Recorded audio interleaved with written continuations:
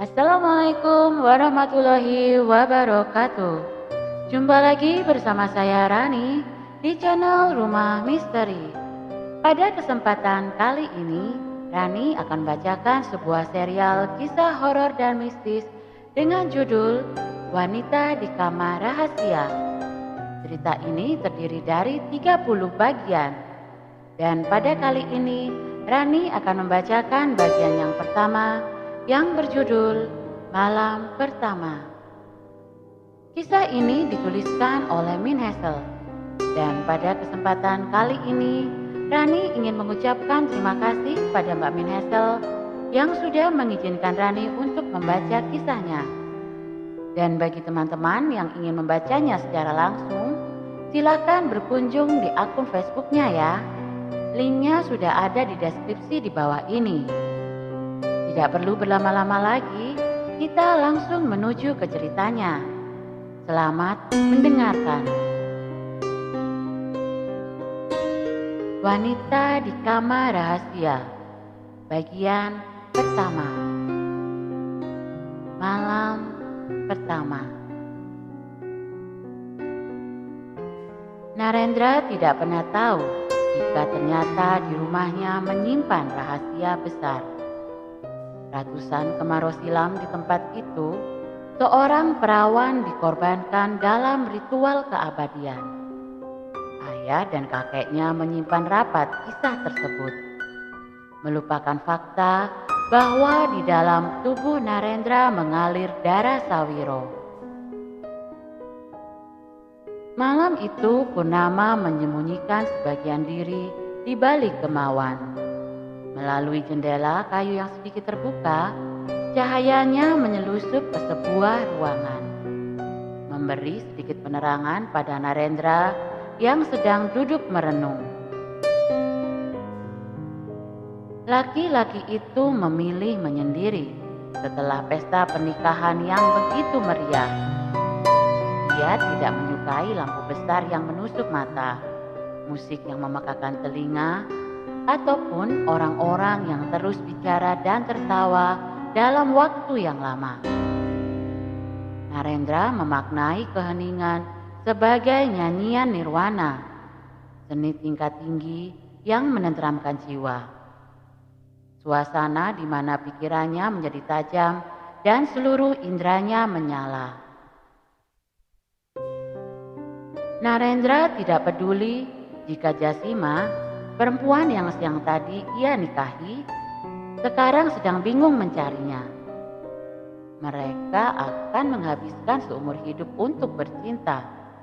Jadi tak masalah kalau malam ini Narendra terlambat barang 5 atau 10 menit masuk ke kamar pengantin mereka. Semaram cahaya bulan membantu Narendra melihat jarum jam di pergelangan tangannya.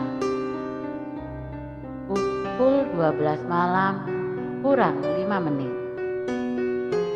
Merasa sudah terkumpul kembali seluruh energi, Narendra bangkit. Ia melangkah meninggalkan kamar kosong tersebut. Saat hendak mengunci pintu, Narendra mendengar sayup suara senandung. Lampu sudah dimatikan semua. Narendra yakin penghuni rumah telah ada di kamarnya masing-masing. Apalagi seusai pesta pernikahan yang melelahkan hari ini. Pasti mereka tengah bermain di alam mimpi. Narendra terdiam. Suara senandung masih ada. Rasa penasaran membuatnya urung meninggalkan tempat tersebut. Ia menyimak dengan seksama.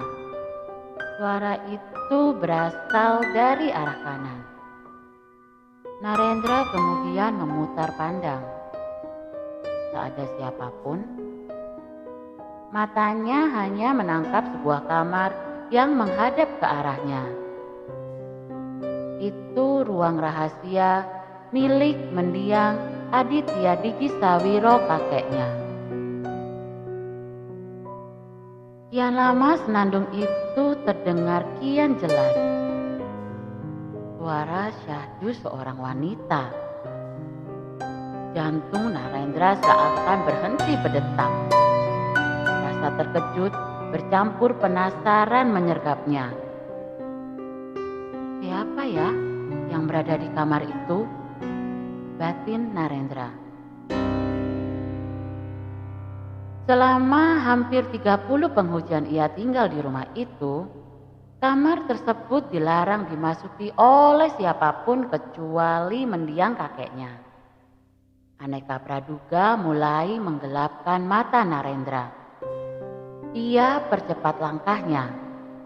Tak sabar ingin mengetahui siapa wanita di dalam kamar tersebut. Tanpa pikir panjang, Narendra memegang ganggang pintu berbentuk ular dan mendorongnya hingga ruangan terbuka. Hawa dingin langsung menerjangnya. Namun, itu tidak berlangsung lama. Pandangan Narendra kini tersita pada sosok wanita berselendang merah yang sedang duduk memainkan kenong. Wanita itu duduk membelakangi Narendra. Sejauh 1 depa di depan wanita itu, terdapat patung ular kobra. Tingginya sekitar 1 kilan orang dewasa. Kemudian, ada 2 wadah kecil berbentuk mirip perahu, berisi minyak dan api yang mengapung di tengahnya, mengapit patung tersebut. Dalam remang, kulit wanita itu seolah bersinar. Bukan pualam seperti rembulan, bukan pula seperti kulit langsat, melainkan kuning seperti diselimuti lapisan emas yang sangat tipis. Samar antara ada dan tiada. Kemben warna hitam ditambah selendang merah yang melekat di tubuhnya merupakan perpaduan yang sempurna. Rambutnya panjang menjuntai, lambang keanggunan maha tinggi. Narendra lalu mengayunkan langkahnya perlahan. Tak dapat dielakkan keinginan untuk melihat wajah wanita asing tersebut. Ketika Narendra tepat berada di sampingnya, sosok wanita itu menolehnya. Bola mata berwarna coklat miliknya seakan tersenyum pada Narendra.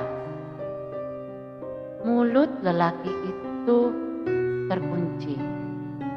Pandangannya tak dapat lepas dari sang pemilik pesona. Wanita berparas ayu itu bangkit.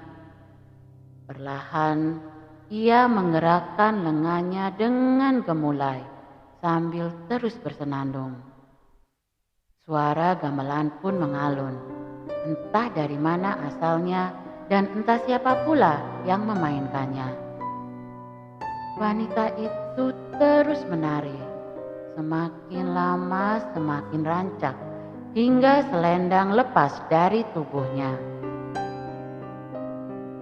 Sembari terus melenggak-lenggok, ia pun mulai melepas kembennya, satu-satunya tabir yang menutup pusat keindahannya. Kini di hadapan Narendra terpampang tubuh sintal yang polos yang seketika itu menerbangkan angannya ke negeri para dewa. Sebagai pemuda yang selalu menjunjung nilai moral, hal itu cukup mematik syahwat dalam dirinya. Darah Narendra sepanas kawah candra di muka. Seketika ingatan Narendra akan Jasima, bak manik yang putus talinya. Sosok di hadapannya melampaui batas wanita sempurna yang telah lama menjejali ruang khayalnya. Wanita ini tidak berasal dari bumi. Ia pasti apsari yang turun dari surga loka. Begitu pikir Narendra. Ketika sang wanita mengulurkan jemari, hati lelaki itu mulai berdesir, seperti ada yang menggerakkannya untuk menyambut ajakan itu. Kini kesadaran Narendra telah lenyap, sepenuhnya tenggelam dalam dekapan wanita tersebut. Ia mulai menelusuri, menjelajah setiap inci, lalu mengayuh, terus mengayuh hingga sampai titik tertinggi. "Kau siapa, Nona? Sejak kapan kau ada di sini?" Narendra memberanikan diri bertanya setelah ia puas berenang di samudra asmara. Wanita itu lalu duduk bersila. Selendang yang tadinya lepas, ia gunakan untuk menutup dada. Ia menjawab pertanyaan Narendra dengan suara yang lebih merdu dari kicau kenari. "Aku satu-satunya perempuan keturunan Trasawiro. Suatu sore ketika aku mandi di Sendang, seseorang menculikku dan ia menempatkanku di sini. Tangan ini diikat dengan rotan, mulutku pun disumpal potongan kain. Orang yang menculikku itu ternyata papanku. Darinya juga aku tahu bahwa kalau keluarga kami meyakini darah suci dari perempuan Sawiro bisa memberikan keabadian jika dipersembahkan kepada Kiai Agung." Perempuan itu menunjuk patung ular. Narendra masih menyimak. Cerita pun ia lanjutkan. "Malam itu bulan Dandari. Seluruh keturunan Sawiro yang semuanya laki-laki berkumpul di tempat ini. Kembang 7 rupa, janin rusa kering, kemenyan, dan diriku diletakkan di hadapan Kiai Agung. Mereka semua merapalkan mantra sepanjang malam antara sadar dan tidak, hingga pimpinan tertinggi menggagahiku. Aku tidak tahu siapa pimpinan itu karena ia memakai topeng. Ketika aku kesakitan dan darah kesucianku mengalir, mereka semua bersorak seperti menang perang. Setelah itu aku diberi ramuan yang baunya seperti rendaman bambu. Mereka bilang ramuan ini untuk keabadian. Begitu ritual usai, mereka semua pergi. Aku ditinggalkan sendiri di sini dengan tangan dan kaki yang masih terikat. Tak lama kemudian aku tertidur. Aku bangun lagi purnama berikutnya ketika ritual diadakan. Mereka menggagahiku bergantian dalam akhir ritual. Lalu aku tidur lagi dan bangun pada purnama berikutnya lagi. Terus terulang seperti itu hingga kakak tertua membocorkan rahasia agar aku terhindar dari ritual. Ia menyuruhku memukul kenong ini pada malam purnama. Dengan begitu, ruh Kiai Agung tidak akan muncul dan para Sawiro tidak akan berkumpul. Kenong biasanya digunakan untuk memanggil para dewa. Kiai Agung akan mengira para dewa sedang ada di tempat ini, sehingga ia tidak akan berani datang. Aku pun melakukannya, dan memang tidak ada lagi seorang pun yang kemari untuk melakukan ritual. Tapi kenapa saya baru melihat kamu? Dan pakaianmu bukan seperti wanita pada umumnya. Kapan ritual seperti itu diadakan? Dan keturunan Sawiro yang mana yang kamu maksud? Mereka semua sudah meninggal. Sekelumit kesadaran membuat Narendra melontarkan beragam tanya. Wanita itu menatap tepat ke bola mata Narendra. Lalu, "Ini pakaian umum di tempatku. Keturunan Sawiro tidak ada yang mati. Darah mereka masih deras mengalir di muka bumi, termasuk dalam dirimu. Itulah alasannya mengapa kami bisa mendengarkan senandungku," jawab wanita itu. Narendra kemudian terdiam. Dia berusaha memahami apa yang terjadi. Ia berjuang mengingat sesuatu, namun tak mampu. Pikirannya tidak bisa lari dari tempat itu. "Siapa namamu, Nona?" tanya Narendra. Wanita beralis bulan tanggal 1 itu mendekatkan bibir ke telinga Narendra. Ia berucap lirih, lebih banyak napasnya daripada suara. "Roro Kemuning." Lalu ia meniup tengkuk Narendra. Rasa kantuk seketika melanda pemuda itu. Tak dapat ia tahan, matanya yang ingin terpejam. Narendra ambruk. Dan kisah ini selesai. Begitulah akhir dari cerita malam pertama.